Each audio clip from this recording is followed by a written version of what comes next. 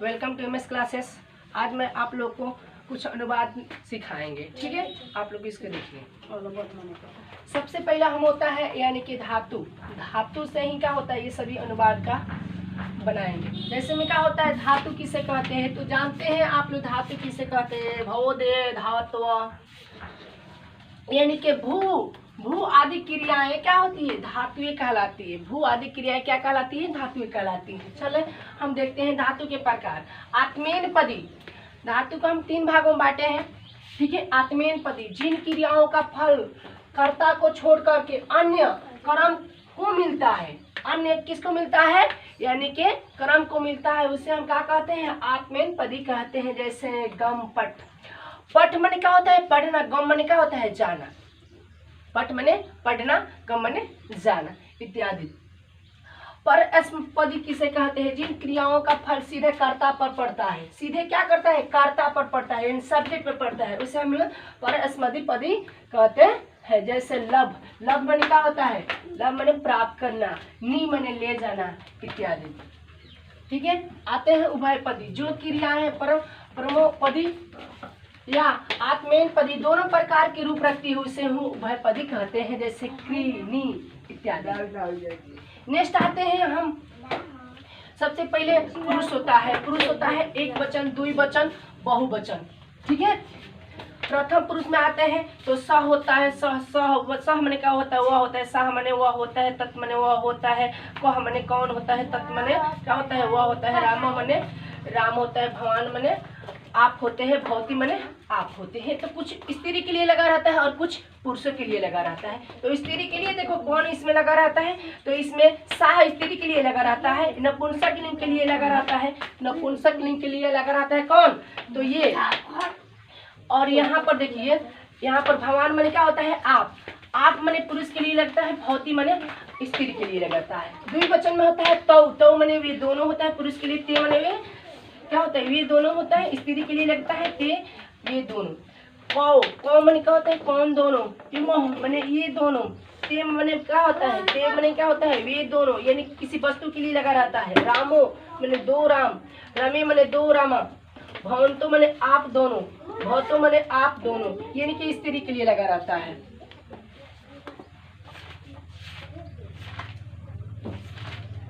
बहुवचन में क्या आता है, ते मने वे सब, ता मने स्त्री के लिए लगता है, वे सब। तानी मने वे सब, के मने कौन सब, इम मने ये सब, तानी मने वे सब, पुस्तक के लिए लगा। राम मने कर बहुत से राम, रामा मने बहुत सी रामा। भवंता मने आप सब, भवतो मने आप सब, स्त्री के लिए लगा रहता है, ठीक है। उसके बाद आता है मध्यम पुरुष। मध्यम पुरुष में क्या होता है, तुम, तो मने क्या होता है, तू या तुम। जुआ मने क्या होता है, तुम दोनों। और जुए मने क्या होता है, तुम सब। अहम मने क्या होता है, अहम मने मैं होता है। अवाम मने हम दोनों होते हैं। वे मने हम सब होते हैं। और इससे आप लोग को हम बनाना सिखाएंगे आज अनुवाद। चलो देखते हैं।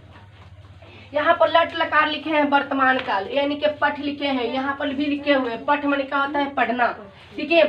तो प्रथम पुरुष होता है, मध्यम पुरुष होता है और उत्तम पुरुष होता है। यहाँ पर देखिए आप लोग, एक वचन, द्विवचनम, बहुवचनम। यहाँ पर स्टार्ट होता है, इसका पठ लकार का रूप होता है, यानी कि वर्तमान काल में जो चल रहा है। पठती पठता पठंती, पठसी पठथा पठत, पठामी पठावा पठामा। पठती पठता पठंती, पठसी पठता पठत, पठामी पठावा पठामा, ठीक है। इसके बाद दूसरा भी रूप चलता है इसका। अगर मान लो कि हम लिरिट लकार कहते हैं तो सबसे कहते हैं पटिसती पटिसत पटिसंती पटिससी पटिसत पटिसत पटिसमी पटिसेवा पटिश्याम, ठीक है। यह वर्तमान काल, भूतकाल और भविष्य काल, ये तीनों में चलता है। नेक्स्ट आते हैं हम आप लोग को अनुवाद सिखाते हैं। अनुवाद किस तरह सिखाया जाता है, ध्यान से देखिएगा इसको। सबसे पहले हम यहाँ पर कुछ क्या क्वेश्चन लिखे हुए हैं, वो पढ़ता है। वे दोनों पढ़ते हैं, वे सभी पढ़ते हैं। तुम पढ़ते हो, तुम दोनों पढ़ते हो, तुम सब पढ़ते हो, मैं पढ़ता हूँ, हम दोनों पढ़ते हैं, हम सब पढ़ते हैं।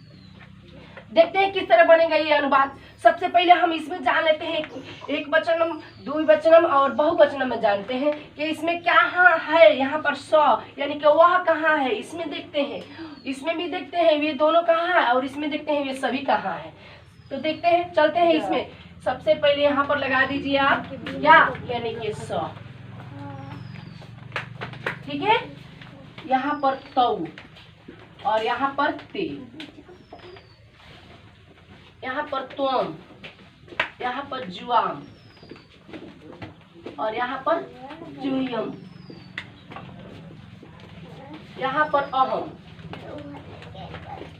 यहाँ पर आवाम, यहाँ पर वेयम। और इसी से हम ये कितने होते हैं, तो आप लोग 3 का पढ़ा तो याद होगा, 3 तरीका 9 होते हैं। कितने होते हैं? 3 तरीका 9 होते हैं। तो बस बन गया अनुवाद। बस इतना हम लोग जानते हैं, सह तौ ते त्वम जुआम जुयम अहम अवाम वेयम, अहम अवाम वेयम। तो हम लोग बना सकते हैं। तो आज चलो देखते हैं। सबसे पहले हम लोग देखते हैं यानी कि एक वचनम, यानी कि एक वचनम में प्रथम पुरुष में देखते हैं। सह माने क्या होता है? सह पठती। तो यहाँ पर आते हैं और हम बनाते हैं सह पठती, यानी कि वह पढ़ता है, वह सह पठती, वह पढ़ता है। तौ पठता, यहाँ पर दूसरा देखते हैं, यहाँ पर भी दूसरा देखते हैं।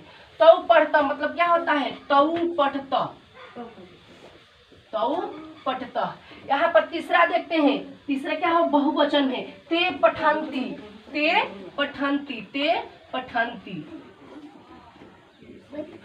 नेक्स्ट देखते हैं, यहाँ पर त्वम, यानी कि त्वम पठसी, त्वम पठसी, त्वम पठसी, पठसी, त्वम पठसी माने तुम पढ़ते हो। त्वम पठसी मतलब तुम पढ़ते हो। उसके बाद तो है जुआम, जुआम, जुआम पठथ, तुम दोनों पढ़ते हो, तुम दोनों पढ़ते हो। उसके बाद होता है जुयम, जुयम, जुयम क्या होता है? पठथ, तुम सब पढ़ते हो। नेक्स्ट आता है अहम, अहम पठानी, अहम पठामी, मैं पढ़ता हूँ, अहम पठामी, अहम पठामी, मैं पढ़ता हूँ। उसके बाद होता है आवाम, आवाम पठाओ, हम दोनों पढ़ते हैं। उसके बाद होता है व्यम, व्यम पठाम, हम सब पढ़ते हैं। तो सिर्फ हम इतना अगर जान लेते हैं, यहाँ पर एक वचन के साथ लगाया जाता है, ठीक है, और द्विवचन के साथ लगाया, बहुवचन के साथ, अगर ये हम लोग जान लेते हैं तो अनुवाद बनाने में कोई प्रकार की परेशानी हमको नहीं होगी और अच्छे तरीका से हम अनुवाद बना सकते हैं। बड़े बड़े अनुवाद ट्रांसलेशन हम लोग क्या करते हैं, संस्कृत में भी कर सकते हैं। जिस तरह हम लोग इंग्लिश में या हिंदी में ट्रांसलेट करते हैं, उसी तरह इसमें भी हम बड़े बड़े वाक्यों का प्रयोग कर। सबसे पहले ये जरूरी है, ये इम्पोर्टेंट है, इसको हम लोग लिखेंगे तभी अनुवाद बनाएंगे। जब तक ये नहीं लिखेंगे तब तक हम अनुवाद नहीं बना सकते हैं। जैसे में हम लोग अगर संस्कृत छोड़ करके इंग्लिश में बनाते हैं तो सबसे पहले जरूरी होती है अनुवाद बनाने के लिए इज जानना पड़ता है, ठीक है, वाज जानना पड़ता है, वेयर जानना पड़ता है, ठीक है। उसी प्रकार इसमें डैट जानना पड़ता है, दिस जानना पड़ता है, ही सी इट। इसी प्रकार इसमें भी है, इसको जानोगे तभी बना पाओगे, नहीं जान सकते हो नहीं बना पाओगे। तो इसको देखिए आप लोग, अगर ये वीडियो अच्छा लगे तो इसको लाइक कीजिएगा, ठीक है, सब्सक्राइब कीजिएगा। और जिस लड़कों या बच्चों की परेशानियां होती है तो इसको स्क्रीनशॉट सबसे पहले ले लीजिए और अच्छा लगे तो इसे अच्छे तरह से लिखिए और अपने कॉपी किताब में लिखिए, ठीक है। और यहाँ पर फिर हम समझा दे रहे हैं प्रथम पुरुष में होता है क्या, तो वह होता है, राम होता है, यह होता है, कौन होता है, जो, राम, सीता, गीता, हरि, आप, कृष्ण, गुरु, माता पिता, सेवक आदि।